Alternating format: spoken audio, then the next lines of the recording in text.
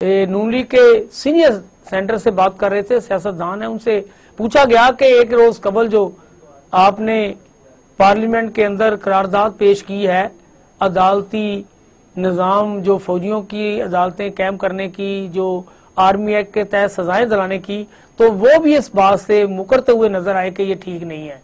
जबकि Pakistan peoples party के senior रहनुमा सेंटर रजा रब्बानी भी कहते हैं कि वो इस बात को नहीं दोहराना चाहते, वो इस सिस्टम को नहीं दोहराना चाहते कि ये तजर्बा नहीं होना चाहिए कि ये दोबारा जो है आर्मी एक्ट के तहत अदालतें बनाई जाए। उनके जो सीनियर रहनुमा एतजाज एहसन है, वो तो इस बारे में बहुत ज्यादा मीडिया के सामने आके भी कह चुके हैं। लतीफ खोसा साहब जो साबिक गवर्नर पंजाब रह चुके हैं, वो कह चुके हैं। इसके बाद जितनी बाज हैं वो इसकी मजम्मत कर चुकी हैं।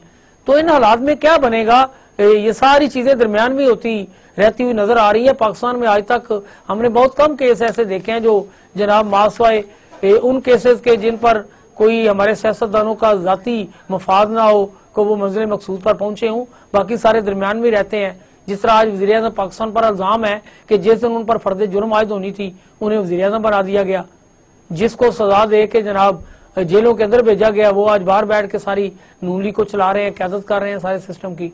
तो ये हमारा है पाकिस्तान, यही इसे यानी कि हम फिर आज आके बात खत्म कर देते IMF पे, जी IMF पैसे नहीं देता, फिर कह देते नहीं हम दिवालिया नहीं हो रहे। तो बाकी बात देखें तो जी पता चल रहा है कि कराची में जनाब बेदरेक बोरियों के पैसे जो है वो मुंह खोले हुए हैं।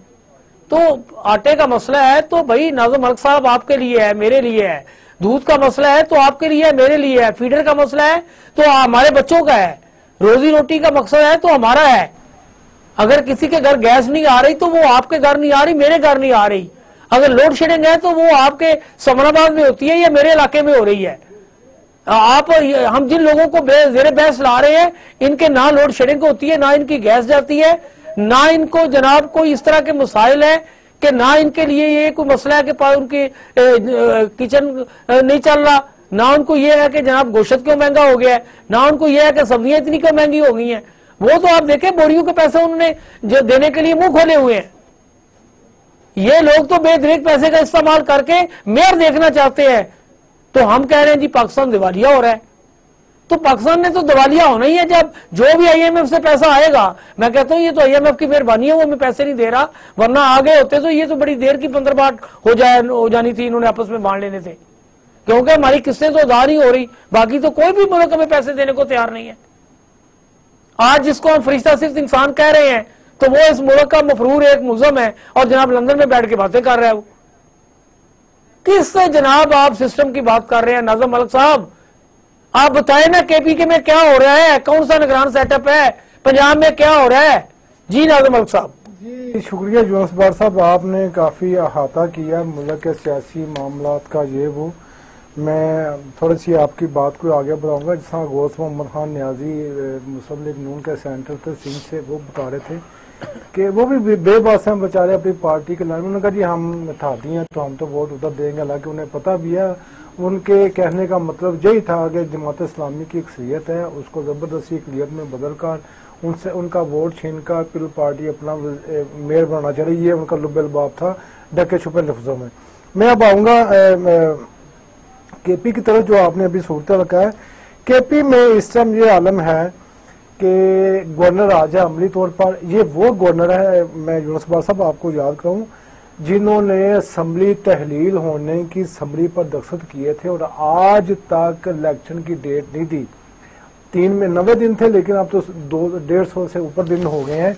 ये वो गवर्नर है और इस टाइम वहां पर करप्शन की मंडी लगी हुई है गवर्नर हाउस में। इन्होंने बिल्कुल मुअत्तल करके रख दिया हुआ है वहां के वज़ीर आज़म खान को और ब्यूरोक्रेसी को, तबादले और ये वो सब कुछ, ये पुलिस को, ये गवर्नर हाउस से चला रहा है। और सुनने में ये आ रहा है कि वहां KP के गवर्नर हाउस में भी एक फराग होगी है, जो असल मसले मले वाली बात है कि एक मजहबी जमात के एक रहनुमा है, ये मौलाना फजल रहमान के समधी हैं, एक गवर्नर है और वहाँ गवर्नर हाउस में भी एक फराग होगी है।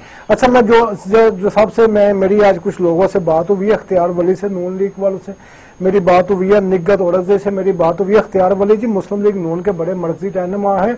उन्होंने वज़ीर आज़म से शिकायत की है कि बराए मेहरबानी यहाँ पर बहुत करप्शन हो गई है, बड़ी बदनामी हो रही है, फौरी तौर पर जो गुलाम अली गवर्नर है सूबे के, इनको हटाया जाए। पीपल पार्टी की निगत औरत से इन्हें सदर आसिफ जरदारी और बिलावल भुट्टो साहब से रिक्वेस्ट की है कि इनको हटाया जाए। ANP ने वजीर आजम को लिख के भेजा है कि गवर्नर को हटाया जाए। ये थादियों की सूरत हाल है वहां पर कि इतनी नंगी और जारी किस्म की वहां करप्शन हो रही है। जो इनके अपने खास घर के सहाफी हैं जो इनका बड़ा दम मारते हैं, सलीम साफी साहब ने ट्वीट किया हुआ है कि वहां पर शरबा दास्ताने रकम की जा रही है करप्शन की गवर्नर की तरफ से, जो JUI के गवर्नर हैं, और वहां पर यह आलम है कि कोई किसी को पूछने वाला नहीं।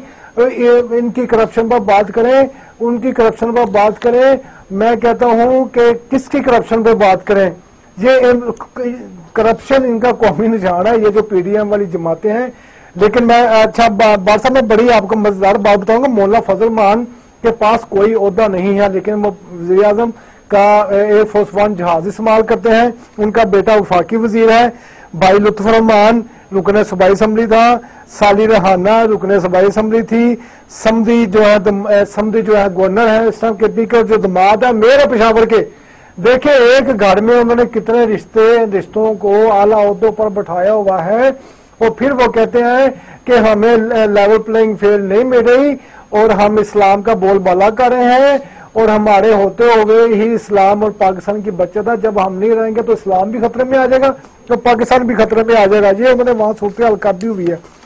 दूसरी तरफ मैं आऊंगा कि जरदारी और नवाज शरीफ के जो इख्तिलाफात हैं वो तो बढ़ते जा रहे हैं, और कहने की मतलब ये है कि जहांगीर तरीन साहब जिस मकसद के लिए गए थे लंदन, उन्हें भेजा गया था नवाज शरीफ साहब से मुलाकात तय करके, वो भी कामयाब होता नजर नहीं आ रहा। और दो चीजें हैं, अब नवाज शरीफ साहब चूंकि खुद वजीर आजम के उम्मीदवार बन गए हैं और जरदारी साहब बिलावल को वजीर आजम बनाना चाहते हैं, अब तो बहुत ज्यादा इख्तलाफ शुरू हो गया ना। अब वो कहते हैं कि किसी तरीके से जो जहांगीर तरीन के लोग हैं ना उनको किसी तरफ से एडजस्ट किया जाए। जरदारी को जहांगीर तरीन बिल्कुल सूट नहीं करते। वो कहते हैं कि ये पीपल्स पार्टी के लोग थे जो टूट कर PTI गए थे, लिहाजा पहला हक हमारा है कि ये लोग हमें वापस कर दिए जाए।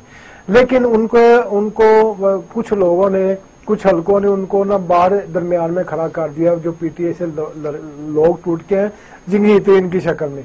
वो भी एक हंग पार्लियामेंट बनाना चाहते हैं, वो भी चाहते हैं कि किसी को इख्तियार और ताकत ना मिले, और इनको वो अपने दस्ते नगर बना के रखना चाहते हैं। नून लीग हो जाए, जरदारी साहब हो जाए, मौलवी फजल मान हो जाए, किसी को भी वाज़ेह अक्सरियत नहीं देना चाहते। एक हंग पार्लियामेंट आएगी और ये इत्तेहादी जो है वो MKM की तरह हर तरफ गुस्सा करके धमकी लगाएंगे, और दूसरे लम्हे वो वज़ीर आज़म से मुलाकात होगी तो खत्म हो जाएंगे। मैं कहता हूँ कि बड़े शर्म की बात है कि एहसन इकबाल फाकी वजीर है और MKM इस हुकूमत की इत्तेहादी है, उनकी वजारत मर्दमशुमारी कराती है, और कराची में वो मर्दमशुमारी नहीं हुई सही तरीके से, महाजरों को फिर नहीं काउंट किया गया, और MKM ने धमकी दी है हम हुकूमत से लागू हो जाएंगे। और भाई कुछ तो करो महाजरों के लिए, आप तो महाजरों के लिए कलंक का टीका बनते जा रहे हो। आप महाजरों के हकूक का तहफ़्फ़ुज़ नहीं कर रहे, आप सिर्फ अपनी वजारतों का तहफ़्फ़ुज़ कर रहे हैं। आपको सिर्फ इक़्तिदार के सवाल कुछ नहीं। जी खालिद मकबूल सिद्दीकी साहब का मैंने एक क्लिप देखा, उसने कहा जी हम ना रोजगार, ना तलीम, ना सेहत, ये हमने महाजरों से वादा नहीं किया था, हमने सिर्फ महाजरों का ये वादा किया था कि हम उनकी इस्लाहत को उजागर करेंगे। हमने उनकी इस्लाहत जाहिर कर दी, उनके मसाइल बता दिए। अब ये मसाइल कौन हल करेगा ये उनको भी नहीं पता। इसके साथ मैं आपको ये कहूंगा कि ये थादियों में फूट पड़नी शुरू हो गया। और मैं एक बड़े मजे की मैं भूल गया था, मुझे याद आई, किसी टाइम भी यूनुस बार साहब आप ये सुन सकते हैं कि पीपल पार्टी ये भी शायद कह सकती है कि हम इक़्तिदार से लागू हो रहे हैं। ये मकसद आपने बहुत तो मैं चाहता हूं कि मजीद जो अपने नाज़रीन तक पहुंचाऊं, आपका जो तजिया है ये नाज़रीन को सुनना चाहिए। नाज़र मकसद में आपने MKM की बात की है, ये मैं आपको बता दूं हुकूमत के इत्तेहादी बनने से वो कराची में अपनी साख खो बैठे हैं। आइंदा आप देखेंगे कि MKM को कराची में जो सीटें मिलती थी वो इकट्ठे होने के बावजूद, इत्तेहाद करने के बावजूद वो मिल नहीं पाएंगी। दूसरी बात, जो आप इस्तेकाम पाकिस्तान पार्टी देख रहे हैं, इस्तेकाम पाकिस्तान पार्टी के लिए जो मुस्लिम लीग नून के कायद मियां नवाज शरीफ है, वो ये चाहते हैं कि वो जनाब जरदारी की कुव्वत को जनाब नुकसान पहुंचाएं, जरदारी के लोगों को नुकसान पहुंचाएं। जरदारी ये चाहते हैं कि इस्तेकाम पाकिस्तान के लोग वहां खड़े किए जाएं जहां PTI का वोट बैंक है और उसका खात्मा करके जनाब मैं किसी तरीके से वो पंजाब में जिंदा रहने के लिए किसी के साथ इत्तेहाद करके भी ना चाहते हैं जरदारी के मैं पंजाब में किसी तरीके से अपने पांव जो है वो जमा सकूं, जबकि नून लीग को ये बात बिल्कुल मंजूर नहीं है। नून लीग कहती है कि पंजाब हमारा है, यहां हम किसी को हिस्सा नहीं देने वाले और ना हम किसी के साथ इत्तेहाद करना चाहते हैं। हालांकि उनकी ये भूल है। आप देखें कि आजाद कश्मीर का इलेक्शन है, ये आपस में इत्तेहादी है, आपस में इत्तेहादी होने के बावजूद वहां मरियम नवाज ने भी जलसा किया है, बिलावल भुट्टो ने भी किया है, पीटीआई तो वहां जलसा नहीं कर सकी। अब जब आजाद कश्मीर के ज़िमनी इलेक्शन में पाकिस्तान पीपल्स पार्टी का उम्मीदवार जीत गया है तो बड़े वाज़ेह धांधली के इल्जाम लगाए जा रहे हैं और सबूत दिए जा रहे हैं। ये नून लीग को बिल्कुल चीजें बर्दाश्त नहीं है।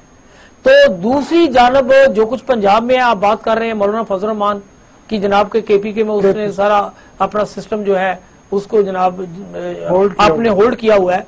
तो आप जब कह रहे हैं कि मौलाना फजल रहमान कुछ भी नहीं है, उसके पास कोई ओहदा भी नहीं है, इक्तदार के अंदर रहते हुए वो कहते हैं जी वज़ीर आज़म, इससे ज्यादा वो इंजॉय क्या करें। मैं कहता हूँ जी वो वज़ीर आज़म पाकिस्तान का जो है वो जहाज लेके बाहर चले गए, बेटा उसका बता रहे हैं कि वफाकी वजीर है, समधी उसका बता रहे हैं कि गवर्नर है, दमाद मेयर है, दमाद बता रहे हैं मेयर है। और भाई वो थोड़े दिनों तक खुद को ये कह रहे हैं कि मैं सदर पाकिस्तान बनने वाला हूँ, उम्मीदवार है वो बिल्कुल। तो ये सारे हालात में अगर कोई किरदार अदा करेगा तो आपको पाकिस्तान पीपल्स पार्टी नजर आएगी और वो इलेक्शन की तरफ जाएगी। बाकी जमातें तो अभी नहीं जाना चाहती इलेक्शन की तरफ। ये एक बात जमात होगी अगर इसके आपस यानी कि पांव जो है वो उखड़ ना पाए और इसको अगर यकीन दिला दिया गया कि आप ही इक़्तिदार में आएंगे तो ये नारा मारेंगे। वरना तो आप देखें कि इनके अंदर से जो आवाजें निकल रही हैं, ये वो जनाब आजाद कश्मीर के इलेक्शन के बाद सबसे पहले ये हुआ है कि जनाब चेयरमैन नाजरा तब्दील हो गए, इस्तीफा दे दिया उन्होंने जी। अब पीसीपी का भी खड़ाक होने वाला है, उसकी खबरें में कई दिनों से गर्म है। इसके बाद नाजर मलिक साहब मैं अपनी बात एक दिन के बाद जो अभी आप देखेंगे कि कराची में जनाब शोर मच जाएगा जब पाकिस्तान पीपल्स पार्टी का मेयर बन जाएगा, वहां जमात इस्लामी जो है वो सड़कों पे होगी। जनाब अब एंडिंग की तरफ मैं ये कहना चाह रहा था कि किसी टाइम भी आप ये खबर सुन सकते हैं पीपल्स पार्टी इक़्तिदार से अलग हो गई है और बिलावल भुट्टो जिस टाइम वज़ीर खादिम अपोजिशन लीडर बन गए हैं और आने वाले दिनों में वज़ीर आज़म के साथ बैठ के निगरान हुकूमत का वो बात कर रहे होंगे। बजट की बातें हो रही थी, जिस तरह का बजट पेश किया गया, जिस तरह निगरानों के दरमियान इत्तेहादियों के दरमियान इख्तिलाफात बढ़ गए हैं, इससे मैं बजट के बारे में किसी ने बड़ा अच्छा तस्सा किया है। मैं कहा बजट में तजावीज़ दी जाती हैं तो एक तजवीज़ ये भी दी गई है कि चेयरमैन पीटीआई के मुकदमात की तादाद 150 से बढ़ाकर 200 करने की तजवीज़ भी ज़रा गौर है।